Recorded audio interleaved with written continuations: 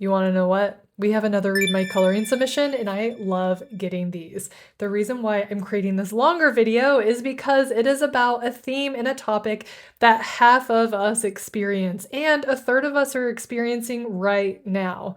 That is loneliness. One of the things that color mending has taught me repeatedly is that we are not special when it comes to how we feel. It sounds really harsh, but let me explain what that specifically means. When I color one-on-one with people, they feel like they are so special in how they're feeling and that they're the only person's feeling this way, that no one else is going to understand them, which is not the case at all. One, we're all humans. We all are capable of feeling every emotion, and 99.9% of the time, there are thousands, if not hundreds of thousands, millions, maybe even billions of people who have experienced the same thing you have. Obviously, there is some nuance there, but if you follow the emotion and understand what that emotion is trying to bring to your attention, you are not special in that message. A lot of times it has to do with self-worth. A lot of times it has to do with connecting with yourself. A lot of times that has to do with your relationship with uncertainty. A lot of times it has to do with finding purpose and meaning. All of those are universal experiences and emotions. That, my friend, is the reason why I'm doing this longer form video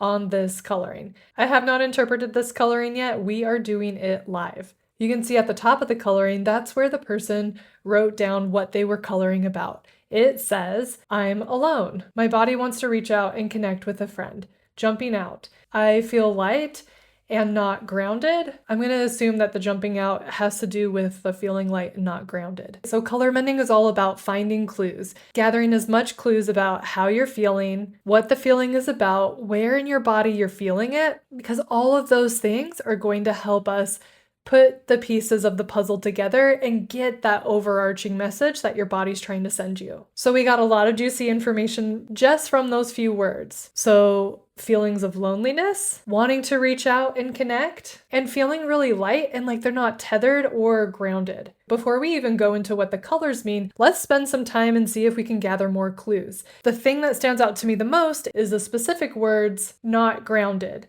So when I hear not grounded, what I hear is I'm not able to be present. I'm not sure if you've heard of chakras before. Let me give you a 30-second overview of what chakras are and how it relates to color mending. Chakras, or the chakra system, is an ancient concept around energy from Indian spiritual traditions, specifically Hinduism and Buddhism. It's the belief that there are 7 major energy systems in the body. Think of chakras as spinning wheels of light or vortexes of energy that run along your spine from your tailbone all the way up to the crown of your head. Each chakra is associated with a specific color, specific emotions, and different aspects of life. The idea is that if all of these energy centers are fluid and balanced, that it's going to influence physical, emotional, and spiritual well-being. And that if there's any blocks, it's going to lead to dysregulation. Chakras are not scientifically proven. They're sometimes adopted to psychological frameworks, and they're widely used in meditation and yoga and energy work, all of which claim to balance the chakras. The reason why I specifically love the chakras and using chakras as a source of information or to gather clues is for 2 specific reasons. The first is that it can help you see things in a different perspective. The second, as I was putting the color and shapes charts together for the color mending step-by-step guide,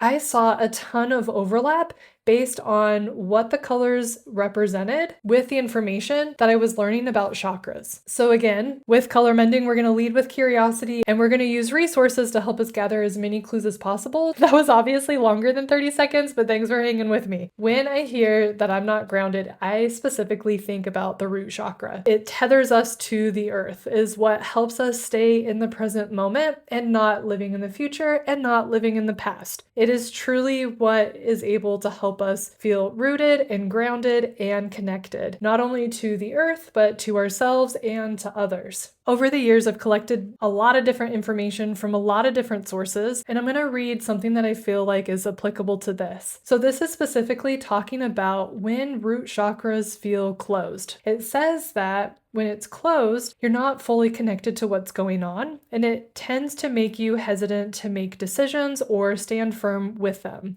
It can feel like you have to push really hard against life and people to get anything to happen. If any of that resonated with you and this is your coloring, write it down, don't judge it, see if it can help you connect the dots a little better. And that was just based off what was written on the coloring. So let's go ahead and dive into the actual coloring. So the first thing that I love to do is just look at the picture holistically. Am I noticing any patterns? Am I noticing any shapes? What specifically is happening? Does anything stand out to me right away? And the thing that stood out to me the most, it looks pretty square-like. I'm going to crack open the guide and look at what squares represent, and it has to do with how you treat yourself. Again, this isn't a place for judgment. This is literally a place for gathering clues. After we gather all of the clues in the coloring, then we can go back and try to make meaning and connect the dots between all of the clues. So right now we have 2 specific clues. The first clue is that it could be about the root chakra and not feeling grounded or present and feeling like it takes a lot of energy to get things done. And it has to do with how you treat yourself. Let's go ahead and look at the 4 different colors that are used in this square. Let's start with the lighter blue color in the top left-hand corner. Because it is lighter and brighter than all the other colors that are used, I'm going to look at the light emotion categories in the color chart of the step-by-step guide. And in that, it represents hopeful, meaning that there's an optimism and a sense of possibility about the future, which is great. Second, I want to go ahead and look at this purple in the top right-hand corner.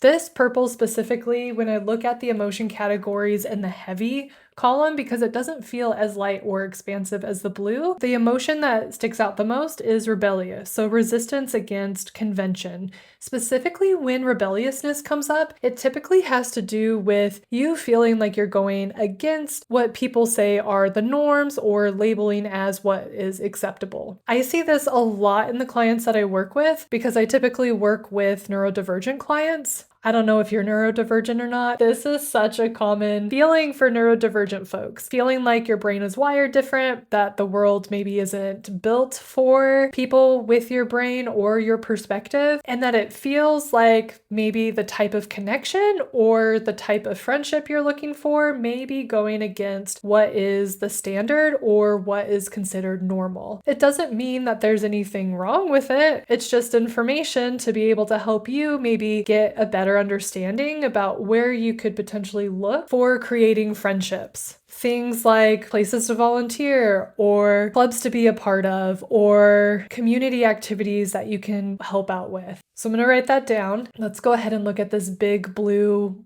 Well, I'm going to label this as a pentagon only because it has 5 sides. Numerology is also really cool to be able to gather clues in because if we look at what the number 5 represents, it has to do with having enough or feeling like you have enough. So this specifically feels like it's an area where you feel lacking, but I think when we look at what pentagons represent and what this blue color represents, it's going to help us understand a little bit more about where and what that lack is about. Carl Jung, he's a Swiss psychologist that I drew a lot of inspiration from when creating color mending. In his work, he talks about how the pentagon was basically the symbol for the self, being connected to yourself, how you view yourself, essentially your relationship to yourself. So couple that with what this deeper, darker blue represents. It represents depressed, not like in a clinical depressive way. It's more of like just lacking energy or interest to connect with yourself. I love that your coloring is pointing this out. This is the thing that I work on the most with every single person where loneliness comes up as a theme in their coloring. Loneliness has a direct tie to our mental health. Our mental health is specifically tied to our relationship with ourselves. Do we understand how our brain works? Do we understand how our body works? Do we understand what sources we're using to gather our concept of self and also to determine our own self-worth? Again, I'm not sure if you're neurodivergent, but sharing my experience with neurodivergence as well as themes that I have seen in my neurodivergent clients, it is very, very common as a neurodivergent person to look externally for your self-worth. And a lot of the work that I'm doing with these clients, as well as with myself, is figuring out how to invert that. Instead of looking externally for your self-worth,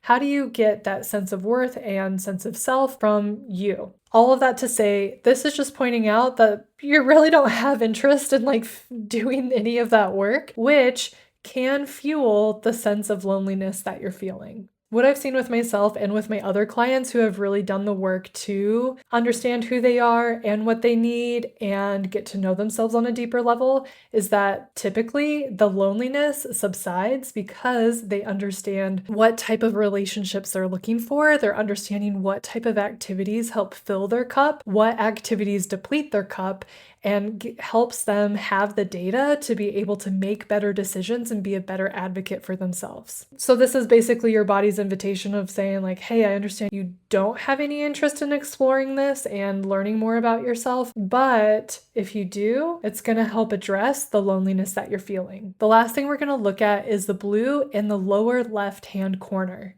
The interesting thing here is even though it's not as bright as the blue above it, it still has a very grounded and peaceful energy around it. Specifically, it's pointing towards an inner quiet and contentment. It feels like this is more of like an inner quiet and contentment about the things that you like to do and the life experiences that you've had that have led you to this point. It's also pointing out that the hope and the peacefulness that is on this left-hand side of the page is only going to fill up more of that space if you address the pentagon in the room, connecting with yourself, which is interesting that your coloring is showing that you're very content with who you are and all of your experiences. And maybe that is what's fueling the lack of interest of like getting to know yourself better. Maybe you're at the point of your life where you're like, dear God, I'm continually learning and growing and progressing. It's not like I'm going to arrive at a place where I'm not going to learn anything new about myself. Maybe that's where the disconnect or the dissonance is.